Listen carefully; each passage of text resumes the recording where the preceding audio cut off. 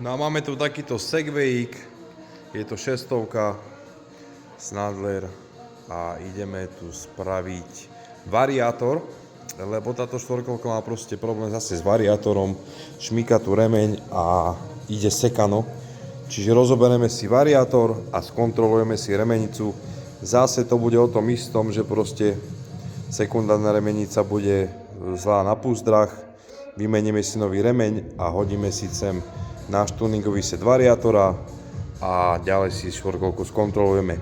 Ale teraz to spravím troška inak, idem vám natočiť video, ako sa tá štvorkolka správa a ako sa na tom pohne, že tam šmýka remeň, píska tam remeň a na tej štvorkolke sa nedá proste dobre pohnúť a jazdiť a búcha tam proste ten variátor. Takže spravíme si teraz video pred úpravou a opravou a potom si spravíme video už na konci, keď to už bude hotové, že aká je tam zmena a čo sme tam všetko urobili. No, takže tu môžeme vidieť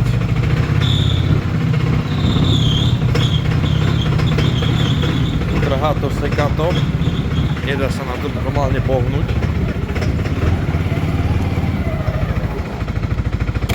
Teraz tam dáme háčko.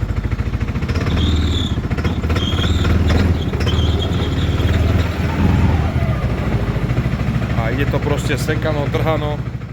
Tak, variátor máme rozobratý a tu presne vám ukážem, dnes to prisvietiť, že keď sú tie púzdra vybité v tejto sekundárnej remenici, tak tu máš remeň, ak si kúkneš, pozri ako vysoko, hej, normálne, v norme, na poriadku, ale tu dole je až skrytý, neviem, či to bude vidno, asi, aba.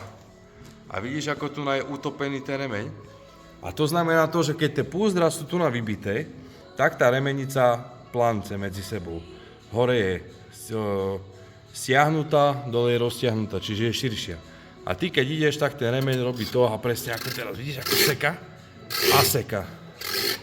Tu je hore, tu je dole, zarezaný a potom je proste problém s tým, že ten remeň tam aj šmýka, kvičí a ide sekano. Takže ideme si rozobrať remenicu sekundárnu, vymeníme si dnuka v tej remenici púzdra, vymeníme si tuningový set do variátora a štvorkolka pôjde zase ako nová. No a tu máme chytenú, že ložisko hučí. Takže vymeníme si aj ložisko, ale tu už sa niekto v tomto vrtal, ako vidím, lebo už je tu vybratá voľnobežka na ložisku, takže už nejaký kutil tu nakutiloval. Takže ložisko si vymeníme si takisto aj nový remeň a poďme sa pozrieť na tú remenicu. A teraz to bude pekne vidno, že keď je takto stiahnutá, rozsiahnutá, tak tu pekne vidno, že aká je medzera tu a aká je medzera tu dole. Vidíš? Á, takto, krásne. Tu je to užšie, tu je to širšie, čiže na tých púzdrach to teraz pláva a preto to robí neplechu. Takže idem si to rozobrať a prepustriť. A tu máme remenicu, strunu som si vybral na schvál, aby oska bola pekne až dnu a tu proste vidno, aký to má loker. Takže ideme si prepuzdriť tieto púzdra, vyčistíme si osku, skontrolujeme si, či je všetko OK, trojzubec je dobrý, tu na uloženie takisto. Takže vymeníme si tieto púzdra, ktoré sú tu dnu. Vymeníme si ložisko. Toto tu, to už je tiež už pridreté. Nové ložisko, nové púzdra. Ideme na to. No a ja už mám spravený variátor. Takže robili sme si repa sekundárne remenice. Tu teraz krásne vidno, ako tá remenica ide krásne. Takže toto máme tu. Vymenili sme si tu aj nový remeň Mitsubishi. A do primárnej remenice sme si nainštalovali náš tuningový set variátora. Ako som vravel, už tu bol nejaký kutil a kutiloval tu s tým variátorom, lebo som tam našiel takéto podložky pod strunou a nejaké iné tuningy. Čiže my sme si tu spravili náš tuning, naša struna, naše závažia a urobili sme si tu v sekundárnej remenici repas. Takže ja si to idem poskladať a idem na skúšobnú jazdu. No a ešte pri kontrole štvorkolky sme prišli na to, že sú tu na prdeli ložiska, všetky 4. Ako dosť tie segwaye s tým trpia, som si všimol, no tak na tejto strane. Je to brutál, aha, aká je tam voľa. To isté je na predku, takže ešte si tu spravíme ložiska a skontrolujeme si štvorkolku, oleje, filtre, to si robil majiteľ sám. Som si všimol, že nenamazal tieto mazničky, takže ešte si tu premažeme všetky ramená, všetky mazacie body a to isté aj na predku. Vymeníme si ložiska na predných kolesách, tu je takisto vôľa a namažeme si všetky mazacie body na štvorkolke. A ja už som sa pustil do výmeny ložisk, začal som si s týmto pravým predným, ložisko už mám aj spravené, je vymenené, dával som tam originál, ktoré tam bolo, tu máme staré, tu máme nové. No a ideme si takto vymeniť všetky 4. Aj na predku, 2 ložiska na predku, 2 ložiska na zadku. A s tým vás už nejdem zdržiavať, lebo však takéto videjko tu už mám, kde sa mení ložiska, takže len takto som chcel ukázať, že idem ich vymeniť. No a tu už máme zadnú tehlicu z ľavej strany, takže ložisko už máme vymenené. A tu dokonca bolo ešte to, že bola povolená matka normálne na tomto klbe, na poloosi. Takže aj to malo za dôsledok to, že to ložisko odišlo. Takže máme to vymenené, predisované. Hodíme si ešte segerku, tu si nevyčistiť a ideme si to zložiť. A potom sa ešte pustíme na túto poslednú pravú zadnú stranu a ložiska budeme mať vymenené. Svieti nám tu takýto symbol brzd. Však jasné, vieme čo to je. Vždycky je problém v nádržke a tam je taká manžetka, ale tento segway, keď sa chceš tomu dostať, tak musíš zhodiť dole dekel, ktorý je na tejto záhradke, zhodiť záhradku, vybrať deklík, ktorý je tu, lebo bez toho to nevybereš. 2 šrobiky, toto dáš hore a nádržka ti je skovatá tu, úplne v super miesto. A tu dnuka je takáto manžetka, ktorá je natiahnutá. A tá potom tlačí plavák vlastne naspäť. Takže ideme si tú manžetku napraviť. No, máme to napravené, dáme to takto pekne naspäť, dáme tam toto, dáme naspäť uzáver a ideme sa pozrieť.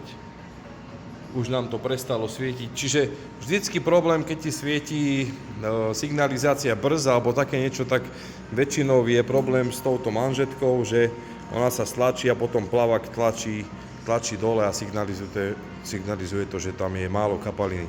Takže idem si to zase zložiť naspäť. Kvôli sekundovej záležitosti musíš rozobrať takýchto deklíkov. Zlaté CF Moto, ja to budem vždy tvrdiť a aj veľa ľudí sa mi čuduje, prečo chváliš CF Moto.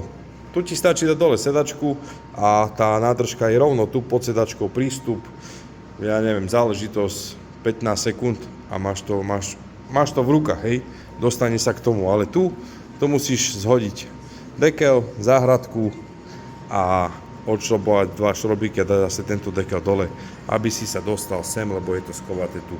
Za mňa zlé riešenie. No a segway máme urobený a idem vám ukázať teraz, ako sa dá pekne na ňom krásne pohnúť, bez toho, aby šmýkal remeň, alebo aby trhalo štvorkolkou, alebo aby niečo búchalo. Takže ideme si spraviť taký skúšobný test.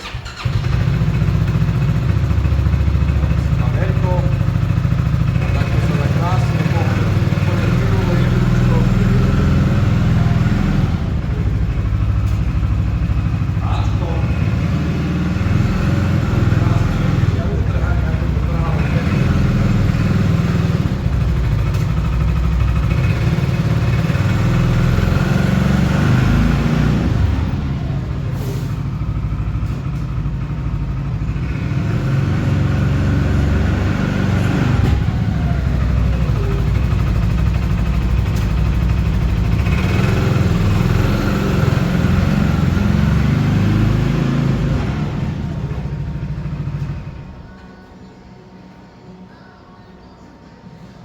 Takže variátor máme urobený, štvorkolka je hotová takisto na komplet. Takže poďme si to zhrnúť, čo sme tu všetko robili. Robili sme tu na úpravu variátora, čiže montovali sa tu na naše tuningové závažia plus struna. Robili sme si repas sekundárnej remenici. To bolo aj na videu, čiže menili sa tam púzdra, ložisko a menil sa tu na úplne nový remeň Mitsubishi. Ďalej sme si tu narobili ložiska, čiže všetky 4 ložiska, chip tuning radiacej jednotky a premazal som si na komplet zadnú nápravu. Prednú nápravu si asi majiteľ mazal, to bolo vidno, ale zadná náprava nebola premazaná, čiže som si to všetko premazal. Takže štvorkolka je hotová, skontrolovaná a môže ísť naspäť k majiteľovi. Takisto táto štvorkolka k nám prišla z východného Slovenska s vozom, čiže cez víkend sa mu ide zaniesť naspäť. Dneska máme štvrtok, takže sme dohodnutí s majiteľom na víkend. Takže ak chcete využiť naše služby, ponúkame takisto ku servisu aj zvoz štvorkoliek a vieme vám to z celého Slovenska zviesť. Takže štvorkolka je opravená, opravený variátor, vymenené ložiska, spravený chip tuning variátora a vytuningovaný variátor. Takže majiteľ môže asi spokojne brázdiť. Čaute.